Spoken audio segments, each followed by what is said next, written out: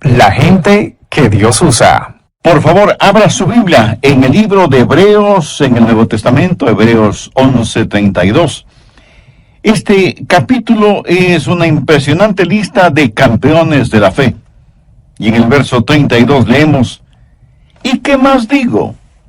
Porque el tiempo me faltaría contando de Gedeón, de Barak, de Sansón, de Jefté, de David, así como de Samuel y de los profetas, que por fe conquistaron reinos, hicieron justicia, alcanzaron promesas, taparon bocas de leones, apagaron fuegos impetuosos, evitaron filo de espada, sacaron fuerzas de debilidad, se hicieron fuertes en batalla, pusieron en fuga ejércitos extranjeros. Vamos a tomar algunos de esos nombres aquí y hoy hablaremos de Gedeón. Una de las cosas que me impresiona acerca de Gedeón es que él fue un hombre ordinario y Dios lo utilizó en forma poderosa. Y aunque este mensaje lo he titulado La gente que Dios usa, bien podríamos llamarlo ¿Cómo ser utilizado por Dios? ¿Le gustaría que Dios le use? Quiero decir, ¿haría alguna diferencia en su vida el que Dios le utilice? En la famosa tira cómica Peanuts, o Charlie Brown, el pequeño Lino estaba molestando a Lucy y le decía: cuéntame una historia, cuéntame una historia, cuéntame una historia.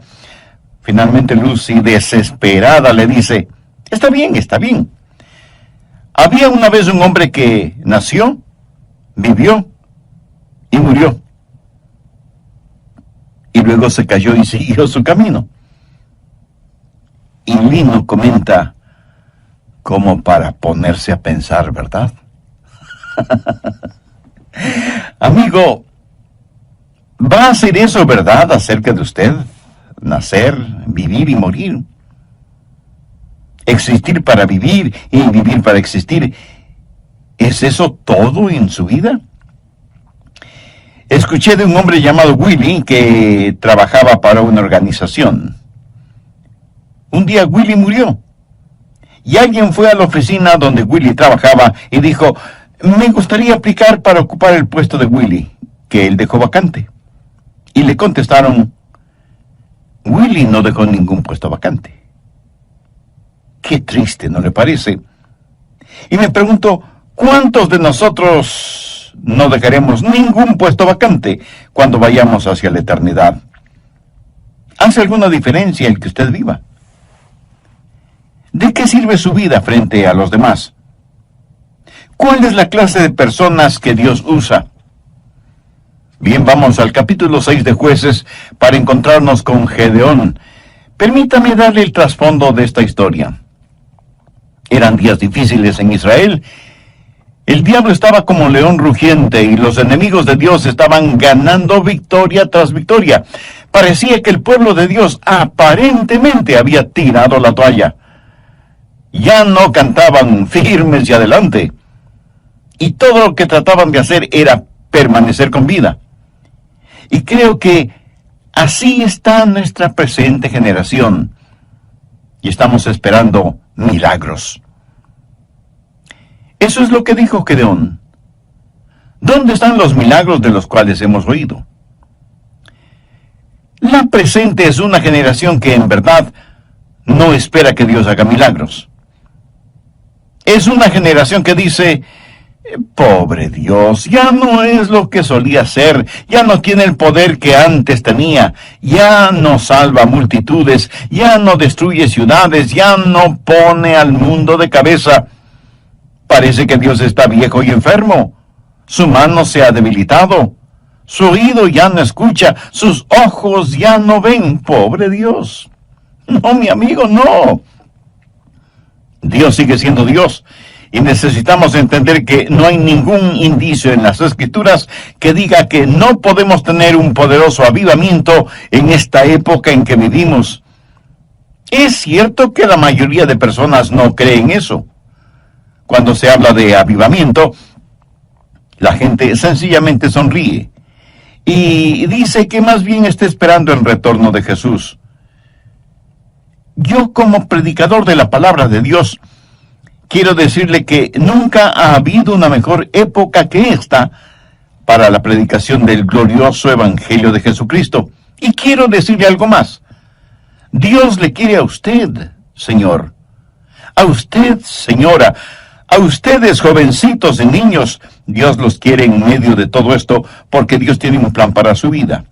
Y debemos dejar de estar quejándonos y lloriqueando por estar viviendo en estos días de desafío. Jueces 6, desde el verso 11.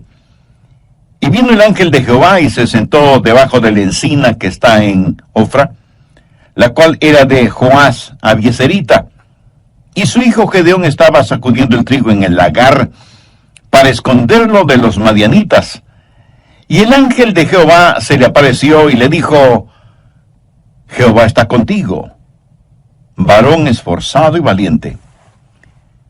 Estas palabras del ángel seguramente sorprendieron a Gedeón porque él ciertamente no se consideraba ni esforzado ni valiente. La verdad es que él tenía mucho miedo por todo lo que estaba sucediendo. Mire la respuesta de Gedeón en el verso 13. Y Gedeón le respondió: Ah, Señor mío, si Jehová está con nosotros, ¿por qué nos ha sobrevenido todo esto? ¿Y dónde están todas sus maravillas que nuestros padres nos han contado, diciendo: ¿no nos sacó Jehová de Egipto? Y ahora Jehová nos ha desamparado. Estoy seguro que hay muchos en la actualidad que sienten de la misma manera. Oh, cuán maravillosos fueron los tiempos pasados, cuando Dios se manifestaba tan poderosamente, pero ahora Dios nos ha dado las espaldas, Dios nos ha olvidado. ¿Sabe lo que Gedeón estaba tratando de hacer? Estaba tratando de culpar a Dios por todos los problemas. Gedeón estaba esperando en Jehová, pero la verdad es que Dios estaba esperando en Gedeón. Gedeón dijo: y ahora Jehová nos ha desamparado y nos ha entregado en mano de los madianitas. Y mirándole Jehová le dijo: ve con esta tu fuerza.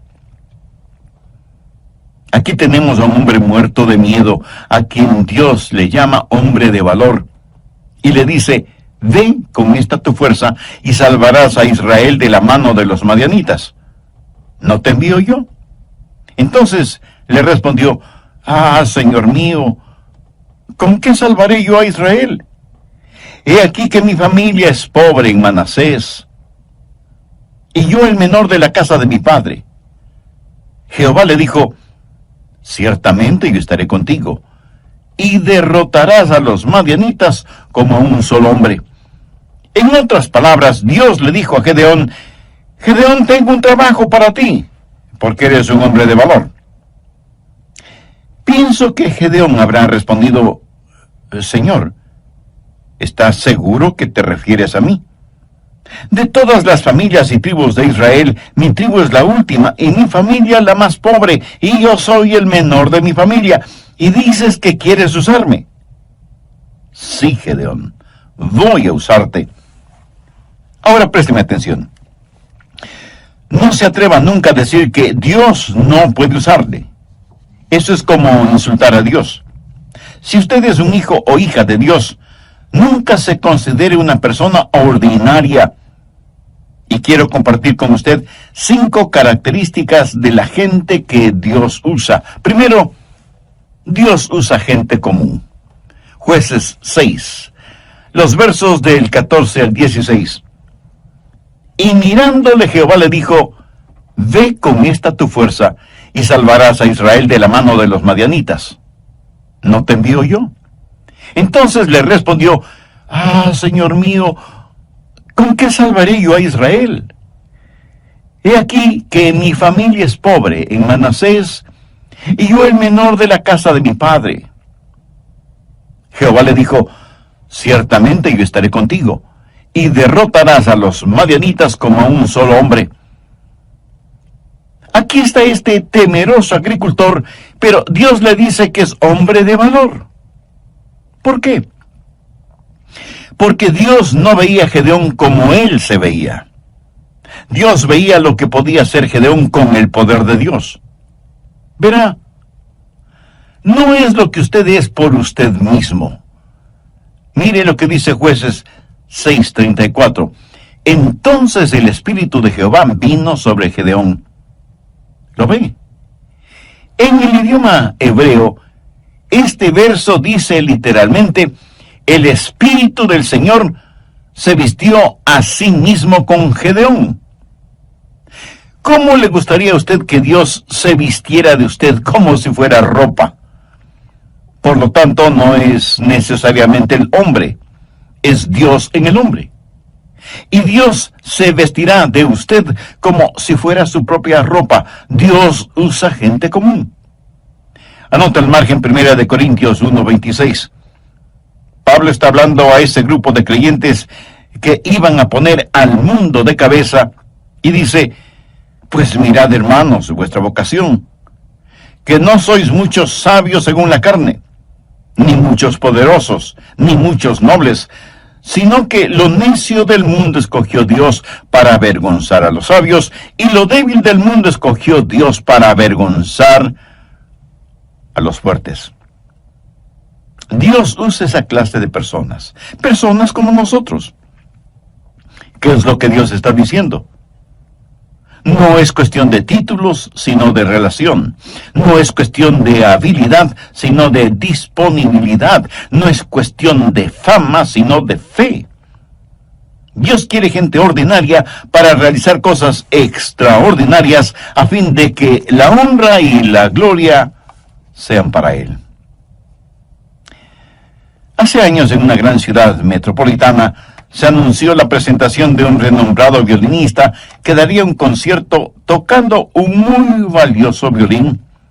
Así que la gente llegó de todas partes para escucharle.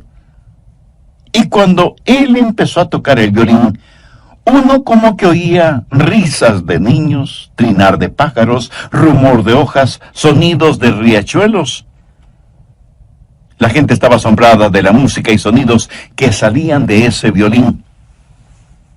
Y cuando él terminó el concierto, rompió el violín en sus rodillas y la gente se asombró aún más. ¿Por qué había hecho eso? Entonces él, sonriendo, abrió su estuche y sacó el verdaderamente valioso violín y explicó al público: el violín que estuve tocando lo compré en la calle por unos pocos dólares. No es tanto el violín que produce la música, sino la mano y el corazón de quien mueve el arco. Por así decirlo, cualquiera de nosotros pudiera no ser más que un violín barato. Pero Dios es el maestro violinista y puede sacar hermosa música de su vida o de la mía. Dios usa gente común. Dios puede utilizarle a usted o puede utilizarme a mí. Segundo, Dios usa gente ya limpia. Leamos Jueces 6:25. Aconteció que la misma noche le dijo Jehová: toma un toro del hato de tu padre, el segundo toro de 7 años, y derriba el altar de Baal que tu padre tiene. Baal era el sucio dios de la fertilidad. Ellos sacrificaban sus hijos a esa deidad. Cometían fornicaciones y adulterios en nombre de Baal. Era el dios de la sexualidad. Es el mismo Dios que ha inundado nuestros pueblos, ciudades y naciones. Y corta también la imagen de acera que está junto a él, y edifica altar a Jehová, tu Dios, en la cumbre de este peñasco, en lugar conveniente. Y tomando el segundo toro, sacrifícalo en holocausto con la madera de la imagen de acera que habrás cortado. Ahora escúcheme atentamente. Si usted quiere que Dios le use, saque todos los ídolos de su vida. Y si usted me dice: pastor, estamos viviendo en tiempos modernos, no tenemos ídolos. Amigo, ¿está usted bromeando? ¿Qué es un ídolo? ¿Una figura hecha de algún material? No necesariamente. Permítame decirle lo que es un ídolo. Es cualquier cosa que usted ame más, tema más, sirva más y valore más que a Dios, eso es un ídolo. No importa lo que sea. Su trabajo puede ser un ídolo. Usted puede hacer un ídolo de usted mismo. Dios dice que debe quitar los ídolos de su vida. Ahora, el problema con Gedeón y aquellos que le rodeaban era que sus vidas estaban manchadas con pecados. Y se habían olvidado de su Señor y Dios y estaban sirviendo a dioses paganos. Quiere que Dios le use. Dios no le usará si hay pecado no confesado y no arrepentido en su vida. No lo hará. ¿Quiere saber por qué Dios no le usa? Solo hágase la siguiente pregunta. ¿Tengo un corazón limpio? Los utensilios que usa el Señor deben estar limpios. Dios no nos usará si hay idolatría en nuestras vidas. ¿Es Jesucristo el número uno en su vida? Si no lo es que usted tiene un ídolo en alguna parte. Tercero, Dios usa gente valiente. Jueces 6:12. Y el ángel de Jehová se le apareció y le dijo, Jehová está contigo, varón esforzado y valiente. No solo que Dios iba a utilizar a Gedeón, sino que le daría rango militar, general. Y Dios le dijo, Gedeón, toca la trompeta. Y reúne un ejército. Y 32,000 personas vinieron a ayudarle a librar a los israelitas de la opresión de los madianitas. Vamos ahora a Jueces 7, los versos 2 y 3. Y Jehová dijo a Gedeón, el pueblo que está contigo es mucho para que yo entregue a los madianitas en su mano. No sea que se alabe Israel contra mí, diciendo, mi mano me ha salvado. Ahora pues haz pregonar en oídos del pueblo diciendo, quien tema y se estremezca, madrugue y devuélvase desde el monte de Galaad. Y se devolvieron de los del pueblo 22,000 y quedaron 10,000. Primero había 32,000 personas. El general Gedeón dijo, escuchen, tengo un anuncio que hacer. Si hay alguien aquí que tenga miedo, no lo podemos usar. Regrese a su casa, está disculpado. Y en esta estampida, 22,000 se hicieron humo. Quedaron 10,000. Gedeón quedó con la tercera parte de su ejército. Ahora, como entonces, si usted es un cobarde, Dios no le pudo utilizar. Dios está buscando hombres esforzados y valientes. Dios no se impresiona con el número de miembros en una iglesia. Dios busca almas osadas, valientes, que no serán intimidadas. Amigo, los números no impresionan a Dios. Muchos orgullosamente dicen, nuestra congregación está creciendo. ¿Y qué? Los cementerios también crecen. Dios dice que si usted tiene temor, en español simple eso quiere decir, si usted es un cobarde, no puede utilizarle. ¿Por qué? Porque el temor y el miedo es infeccioso. Pero este punto lo estudiaremos a profundidad en nuestro próximo programa. No quiero finalizar hoy sin antes preguntarle, ¿está siendo usted utilizado por Dios? ¿Hay la disponibilidad de su parte para que Dios haga su voluntad en su vida? Reconozco que estas preguntas no tendrán ningún sentido para usted si es que usted no tiene una relación personal con el Señor Jesucristo. ¿Qué significa tener una relación personal con Él? Significa creer en Él, no solo en forma intelectual, sino confiar en Él y recibirle como el único Salvador y Señor. Significa que usted se reconoce como pecador y con genuino arrepentimiento le pide perdón a Dios en los méritos de lo que el Señor Jesucristo hizo por usted en la cruz del Calvario. Derramó su sangre y dio su propia vida para pagar la deuda de los pecados cometidos por usted. Significa que usted le entregue el control de su vida para que Él se manifieste por su intermedio. Significa que usted podrá decir, como dijo el apóstol Pablo, no vivo ya yo, sino que Cristo vive en mí. Significa que es que me dan miedo. Bien, no estoy hablando de temores normales, como tener temor de las serpientes o el temor que se siente cuando, estando en un avión, ese avión es sacudido por una fuerte tormenta y nuestro corazón late aceleradamente. Hay miedos y temores normales.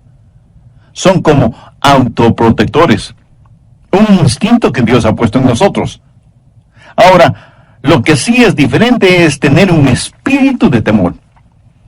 ¿Ha visto usted a personas con un espíritu de temor? Veamos lo que dice Deuteronomio 28. Y volverán los oficiales a hablar al pueblo y dirán: ¿quién es hombre medroso y pusilánime? Vaya y vuélvase a su casa, y no apoque el corazón de sus hermanos como el corazón suyo. Dios dice que si hay una guerra, aquellos que tienen miedo no deben ir, porque no solo que no serán buenos soldados, sino que infectarán a otros con su temor. Por favor, busque 1 de Timoteo 1:7.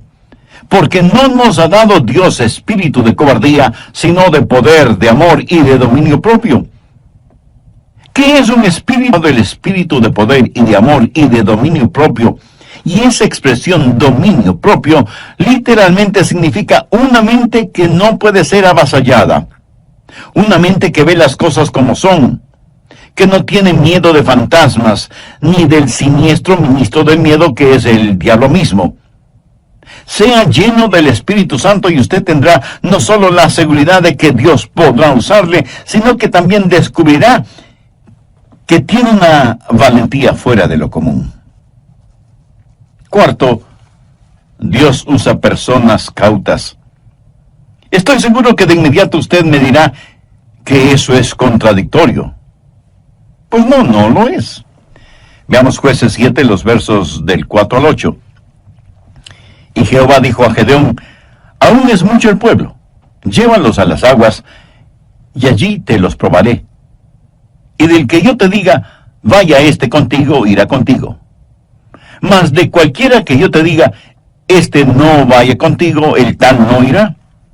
Entonces llevó el pueblo a las aguas, y Jehová dijo a Gedeón: cualquiera que lamiere las aguas con su lengua como lame el perro, a aquel pondrás aparte.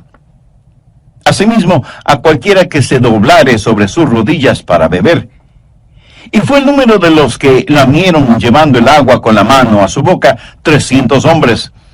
Y todo el resto del pueblo se dobló sobre sus rodillas para beber las aguas. Entonces Jehová dijo a Gedeón: con estos 300 hombres que lamieron el agua, os salvaré, y entregaré a los madianitas en tus manos. Y váyase toda la demás gente, cada uno a su lugar.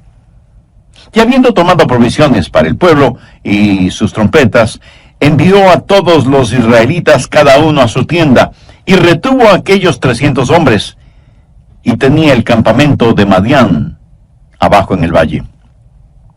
Dios dijo: muy bien, Gedeón, has enviado a los temerosos a sus casas, pero hay que hacer otra prueba. Trae a tu gente junto a la fuente de Arod, y diles que beban. Este valle es muy caliente. Yo he estado en ese valle y junto a esa fuente. Gedeón siguió las instrucciones de Dios y trajo a sus hombres para que tomaran agua.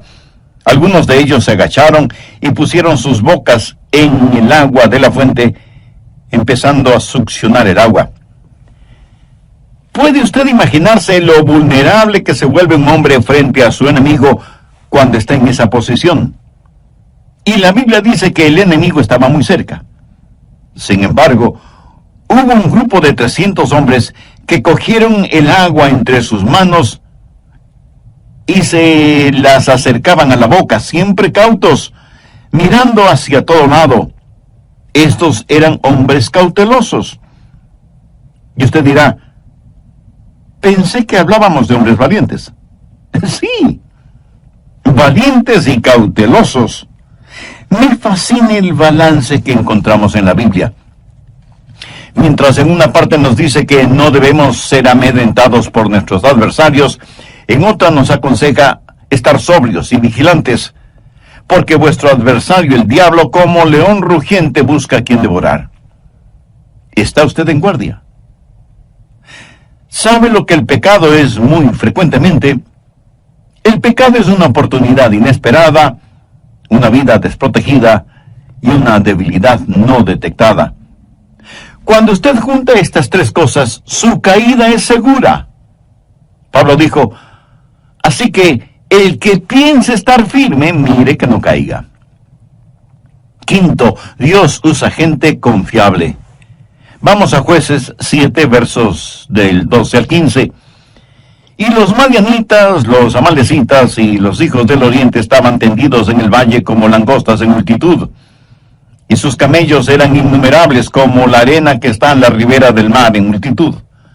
Cuando llegó Gedeón, he aquí que un hombre estaba contando a su compañero un sueño, diciendo, he aquí que yo soñé un sueño. Veía un pan de cebada que rodaba hasta el campamento de Madián y llegó a la tienda, y la golpeó de tal manera que cayó, y la trastornó de arriba abajo, y la tienda cayó. Y su compañero respondió y dijo, esto no es otra cosa sino la espada de Gedeón, hijo de Joás, varón de Israel. Dios ha entregado en sus manos a los madianitas con todo el campamento. Cuando Gedeón oyó el relato del sueño y su interpretación, adoró, y vuelto al campamento de Israel, dijo, levantaos, porque Jehová ha entregado el campamento de Madián en vuestras manos. Lo que sucedió fue lo siguiente. Aquí está un hombre que es un hombre común, que es un hombre valiente y que es un hombre cauto. Pero ahora necesita ser un hombre lleno de confianza y confiable. Necesita entender que Dios está con él, así que el Señor hace algo por él. Le dice, Gedeón, quiero que busques un compañero y que vayas al campo enemigo a hacer un reconocimiento y ver qué está pasando. Gedeón va, logra pasar la guardia y se infiltra en el campamento madianita. Se acerca a una carpa o tienda de campaña y escucha a dos personas conversando. La una le dice a la otra, anoche tuve un sueño terrible. Cuéntame, ¿qué soñaste? Vi un gran pan de cebada que venía rodando por la colina y se estrelló contra la tienda de campaña y todo se vino al suelo. Imagínate, un pan de cebada haciendo semejante destrucción. Y la otra persona respondió, ¿sabes lo que eso significa? ¿Sabes lo que tu sueño representa? Ese pan de cebada representa a Gedeón. Y eso quiere decir que estamos perdidos. La espada de Gedeón caerá sobre nosotros. Ahora recuerde que Gedeón está oyendo todo esto. Y quiero que piensen lo siguiente. En esos tiempos el pan de cebada era el pan más pobre que uno podía conseguir. No era pan de trigo, enriquecido con 12 o más vitaminas. Era el pan pobre para los pobres. Y en el sueño, ese pan de cebada viene rodando por la colina y destruye el campamento. Cuando Gedeón oyó esa conversación, regresó donde estaban sus hombres y les dijo, compañeros, hemos ganado. Déjeme decirle algo. Hay un temor en el infierno acerca de usted. Y usted dice, ¿acerca de mí? Pero si solo soy un pan de cebada. Precisamente ese es el punto. El diablo espera que usted nunca entienda quién es usted y qué es lo que tiene en el Señor Jesucristo. Y cuando usted dice que solo es un pan de cebada, eso es cierto, pero escúcheme. He visto a gente demasiado importante según su propia opinión, que Dios no ha utilizado. Y he visto a gente que se consideraba pan de cebada siendo utilizada poderosamente por Dios. Dios quiere tomar gente ordinaria para realizar cosas extraordinarias. Por eso usted debe asegurarse de que su corazón está limpio y usted esté lleno del Espíritu. ¿Por qué te pasas rugiendo como un verdadero necio? Y el león le contestó con un brillo de astucia en sus ojos, Amigo, eso no es necedad. Me llaman el rey de la selva.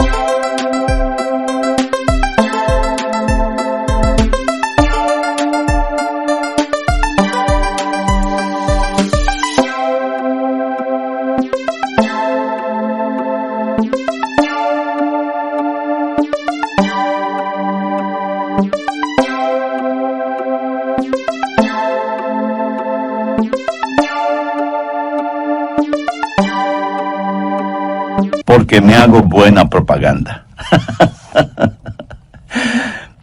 Un conejito escuchó esta conversación y corrió como un rayo hacia su madriguera. Él pensó en imitar el plan de león, pero cuando quiso rugir, lo único que salió de su garganta fue un débil gritito. Un zorro que pasaba por ahí ese momento oyó ese gritito, se acercó a la madriguera para investigar y terminó comiendo un sabroso fricasé de conejo. Moraleja: cuando usted quiere hacerse propaganda, asegúrese de que tiene los atributos necesarios. Escuche, usted tendrá los atributos necesarios si su corazón está limpio y está lleno con el Espíritu Santo. Bien pudiera ser que usted sea solo un pan de cebada, pero Dios quiere usarle. El verdadero temor que hay en el infierno es porque uno de estos días los hijos de Dios van a descubrir qué es lo que son y qué es lo que tienen en el Señor Jesucristo. ¿Es usted conocido en el infierno? Ya veo su reacción. Pero, pastor, ¿cómo se le ocurre semejante cosa? Bueno, no se enoje. Solo era una pregunta. Yo sí quiero que mi nombre esté en la pizarra de anuncios del infierno. Quiero que haya un cartel con mi foto que diga: atención, este es Adrian Rogers, es muy peligroso. Y aunque solo es pan de cebada, es muy peligroso porque está armado con la espada de la palabra de Dios. Usted no puede tener su nombre en el salón de los campeones en el cielo, a menos que su nombre sea conocido y temido en el infierno. En el libro de los Hechos encontramos a unos hombres, de hecho, 7 hijos de un sacerdote judío llamado Esceva. Veamos Hechos capítulo 19, verso 13. Pero algunos de los judíos exorcistas ambulantes intentaron invocar el nombre del Señor Jesús sobre los que tenían espíritus malos, diciendo: os conjuro por Jesús, el que predica Pablo. Ellos no tenían un conocimiento personal de Jesús. Sabían acerca de él por la predicación de Pablo. Ahora ponga mucha atención al verso 15. Pero respondiendo el espíritu malo dijo: a Jesús conozco, y sé quién es Pablo. Pero vosotros, ¿quiénes sois? Por favor, no pase por alto las consecuencias de la falsa religión. Vea lo que dice el verso 16. Y el hombre en quien estaba el espíritu malo, saltando sobre ellos y dominándolos, pudo más que ellos, de tal manera que huyeron de aquella casa desnudos y heridos. Eso es religión de segunda clase. Ellos no dijeron: en el nombre de Jesús, a quien conocemos. Dijeron: en el nombre de Jesús, el que predica Pablo. Esa es religión de segunda clase. Usted no puede ir por ahí diciendo: en el nombre de Jesús, del cual predica el pastor Rogers. No. Amigos, su nombre necesita ser conocido en el infierno. Los demonios necesitan saber que usted es alguien, una persona ordinaria, pan de cebada, común, pero valiente, cauto, confiable, que está siendo usada por Dios. Dios les dio la victoria ese día. ¿Quiere usted vivir victoriosamente o simplemente se dirá de usted que nació, vivió y murió? ¿Qué diferencia hará usted en el mundo? ¿De qué va a servir su vida? Y por favor, no me venga con el cuento de que usted solo es una persona común, ordinaria. No me diga que es demasiado viejo, o demasiado joven, o demasiado pobre, o falto de educación formal. Recuerde que no muchos nobles, influyentes o poderosos son llamados. Y no lo son, no porque Dios no pueda ni quiera usarlos, sino porque sus intereses son muy personales y terrenales. Es cierto que a lo mejor Dios no le use a usted en la forma que utiliza a otra persona. Por favor, no sea celoso de la forma en que otras personas son utilizadas por Dios. Después de todo, esa es una decisión de Dios, no suya. Usted no puede escoger su lugar de servicio. Pero si usted se pone a las órdenes de Dios, Él le usará. Yo creo eso con todo mi corazón. Anhelo que usted también lo crea. Debemos pedir a Dios que nos ayude como personas y como iglesias para estar listos a pelear la batalla que todavía no vemos. Que nuestro anhelo sea ser vasos escogidos y limpios para que Él pueda utilizarlos. Amigo, antes de que Dios pueda utilizarle, usted tiene que conocer a Cristo como su Salvador y Señor en forma personal. Todos somos pecadores. Pecadores por nacimiento, por naturaleza, por voluntad y por práctica. Nuestro pecado merece castigo. Pero Dios quiere perdonarnos y salvarnos. La Biblia dice en Hechos 16:31, cree en el Señor Jesucristo y será salvo. ¿Qué es lo que usted cree acerca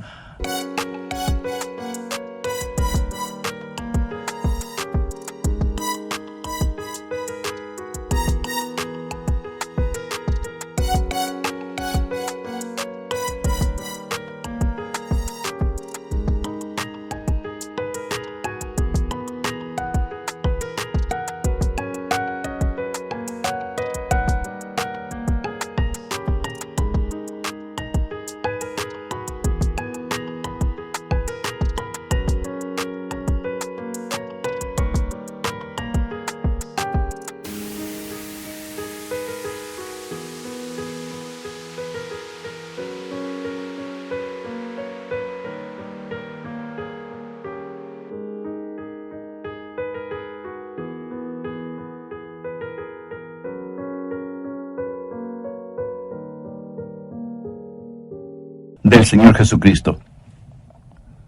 Que Él derramó su sangre por usted y murió en la cruz del Calvario por sus pecados, que resucitó de entre los muertos y que Él puede y quiere salvarle si deposita su fe y su confianza en Él.